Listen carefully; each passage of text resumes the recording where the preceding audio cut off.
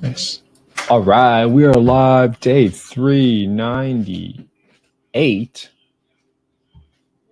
We're looking at a property to add to our BRRRR list. So you guys remember, right? What's a BRRRR strategy? BRRRR stands for buy, rehab, rent, refinance, repeat. The whole point of the strategy is for you guys to be able to take the same pile of cash and recycle it towards buying more and more property using the same pile of cash.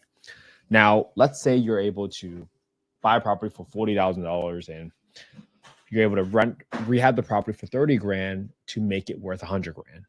Okay.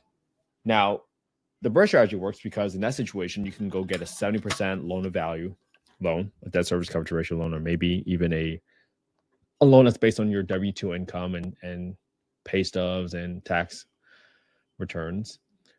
Well, in that situation, you can get back out the 70 grand in the form of a loan. It's non-taxable, and you have created $30,000 of equity because you left $30,000 in the property because now it's worth and appraised for 100 grand. What makes that strategy so good is that you can use the same cash over and over, right? So it allows you to scale a lot faster without having you to buy a property for 20% down, save up a bunch of money, and buy down 20% property, right? That's hard. However, if you're able to recycle that capital, that allows you to scale a lot faster. Now, that strategy really only works if you are able to get your ARV correct, right? It depends on how close you are to getting your dollar per square foot correct for the property that you're renovating. Now, in order for you to be accurate, well, with ARV, you probably have to be really good at looking for comps, right? Comparable properties. 35127. Let me go ahead and start a new section because I've never done a property in 35127. Oops.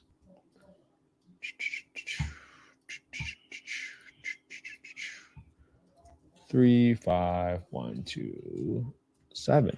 And that's because we're all the way out today. And again, I filtered on 4-bedroom properties, single family homes, been on the restaurant for less than 3 days. And the best way for me to keep track of it is because I've gone ahead and I've noted down a lot of sold properties the last 36 months and last 12 months. But for me to keep a pulse on what's happening in the market, especially when you see interest rates, right? You see the 10-year yield going up almost half a point in less than a month. I mean, that's a huge fluctuation. So if you want to stay on top of what properties are actually selling for as interest rates are going up and down, that's going to be really, really important. So for this property, what I care about is I want to make sure I'm writing down all the properties that are coming on the market, especially the properties that are 4-bedroom, because I see the most potential in converting these properties from a 3-bed to, let's say, a 4-bedroom so that I can have a better chance of higher rents, right? And in the same sense, I can potentially increase my chances of cash flow. 0.27 acres, 0.27 acres. This was listed 2 days ago, 10:30. This is being listed for how much was the listing price? 210, 2110. This property was built in 1977. And then the price per square foot is going to equal to 210 grand divided by your square footage, which gives you $119 per square foot. Okay. No garage. There is a carport. No basement, no HOA. What subdivision is this in? So whenever I look at the neighborhoods, right? What's a perfect comp? A perfect comp is when you can get another property on the same street, same square footage, same bath count, and that would be your perfect comp, right? But as you go further and further away from it, your risk goes up, right? Because now you're not getting the exact same property, same lot size, same square footage, same type of construction. All these factors matter. So as the differences get bigger and bigger, right? When you cross natural borders like a creek, when you cross man-made borders like an interstate highway, now you're into very different neighborhoods, right? And in a market like Birmingham, where it's really street by street, if you think about it, that's how you are able to understand what's going on. All right, so now at 755 7th place, 431765, I now can know that this property is in the Pleasant Grove neighborhood. I'm going to write that one down. Pleasant Grove. And then I want to write down Pleasant Grove. And then I'll write down some general comments to myself on what the house looks like. And as I can tell, kitchen looks solid. Okay kitchen.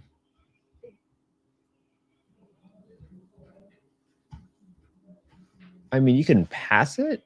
No carpet. Okay, no carpet. Flooring is fine. Kitchen is fine with wooden cabinets. Can use appliance replacements. No carpet in house, needs to be repainted. So I can just get a quick sense of how modern it is. Not modern, but not outdated. Okay, so now I know the general condition of the home. So now I know next time I get a 3-bedroom property in 35127, I can think about, hey, whether or not I can turn that property into a 4-bedroom, 3-bath, and get a similar dollar per square footage, right? This is what's so important. Now, I know this property probably isn't going to cash flow, but what I'm going to do is I'm going to go get the market rents. And on affordablehousing.com, I'm going to go to the owner section, go to the market rent estimator, plug in the address, plug in a bedroom count. I can see that for 25 units within a 4-mile radius is $1,502. So I'll use $1,500 for the rent here. And for my expenses, I'm going to get that right from my Redfin calculator using $61. Again, you should always double check to make sure that the property is going to yield you the return. And you have $160 of insurance right here. And so our 10% maintenance, 10% property management, 5% vacancy. Now we can calculate how much we're going to pay for down payment. So I'm assuming I'll put 28% down. My down payment is going to equals to my down payment percentage in F19 times my listing price in B4. That's going to be $42,000. I don't have any assignment fees. I'm going to zero that out. 2.5% closing costs. My renovations for this property, I'm going to assume I just need to paint the place. Paint the place. Replace the toilets with high pressure flush toilets since there's 3 bathrooms. Repaint. I think the cabinets are fine here. I don't need to do much there. I probably need a new range based on what I saw. I'm going to put in painting for 1,700 square feet, right? 1,765. I don't need to do any of the flooring. I might refinish them for about half of the flooring, 1,765 divided by 2, just to kind of keep it super nice, attractive best tenant. I got landscaping expenses for $500, and I got roof replacement just in case I need patching issues for $1,500. That gives me a total rehab of roughly around $16,000. Just make sure I deleted the plus $10,000 because that was my scenario state that I used last night for converting a 3-bed to a 4-bed. That's what it was, extra $10,000. So I had to update the formula there in B6 for my renovation number. So go into my finance amount in K6. That should equal to your asking price in B4, right? B4 minus your down payment percentage in E19. So you'd be financing $168,000, assuming it's a 7.5% interest rate right now. There is no secondary loan here. I can zero that out. Oh, 7.5. There you go. That's a little too high. So now, assuming you can rent this property out as a 4-bed for $1,500, you would be negative cash flow $274 a month. And that's how I know that's not ideal. Again, this is not investment advice. I'm not soliciting any investments on this call. Just showing you all what I do every single day. Just stay on top of it and stay consistent. Okay, you got 20% down, 7.5% interest rate. Now let's do a couple more scenarios. Let's say your interest rate drops by a whole point to 6.25. That's a really great interest rate. So now you see that your cash and cash return got better, but it's still not ideal. So in order for this deal to work, well, let's just say, again, not investment advice. Let's say I'm looking for a target 10% return on the capital. If I go to $100,000, great, 105, 110. So now I know at 115, this still qualify as a deal in my eyes, because if my target is 10%, that rounds up still. If I can rent this property again, assuming I can rent it for $1,500, I'll be cash flowing $335 a month. That's a 9.6% cash and cash return with a purchase price of 115 grand. But again, what is different now? Rehab is the same. I'm still giving 20% down, but my interest rate is 6.25. So you can understand in this scenario, I play with two levers. I lowered my interest rate, right? If you think about what's going on in the market right now, you got to follow the relationship between the 10-year treasury bond yield and interest rates, because they do this sort of slow dance, is the analogy I learned from Logan Motoshami on the Housing Wire, where your interest rates are really driven by the spread on the 10-year treasury bond yield with the 30-year mortgage. Now, historically, the spread has been about 1.5% to 2%, but over the last year or 2 years, it's gotten to as high as 3%, where there was more unpredictability in the bond market. So that range has narrowed. And then you also saw the 10-year treasury bond yield coming down, well, right now from the highs of 5% to now about 4.3% is the last time I checked for the 10-year yield. So you get a full point there, you get a half point there movement. I mean, you're not going to see that much more movement downwards, at least in interest rate, until you see more deterioration in the job market. So just understand that some of your biggest moves in interest rates has already happened. So don't necessarily wait on the sideline. Again, it's not investment advice. That's why I got to talk to your own investment professionals. They understand the bond market a lot more than I do. And they understand your diversification and your portfolio strategy a lot better than I do, right? Everybody has different goals, right? Some people might just want to buy a $1 million home and make 5% appreciation on it. Or that's very speculative. It's very risky, but that's a strategy. They don't care about making $300 a month. They don't, because they say I might make 50 grand on $1 million property every single year instead.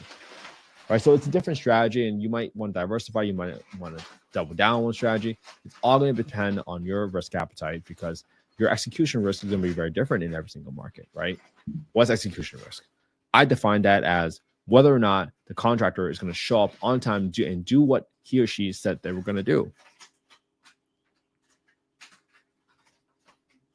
And that's where most people get killed, right, in this market, where someone says, hey, I opened up the wall, it's going to cost this amount more money. That is detrimental sometimes and makes the deal completely go upside down when that doesn't go right. So please be careful.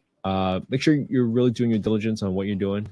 And I hope this is helpful, right? Guys, the whole point of today's video was, one, show you guys how to pull the different levers to make something a deal, because I do believe for every single property, there is a set of price or a set of terms that makes it a deal. Doesn't mean that someone will accept it, but you should at least understand how to play with those levers.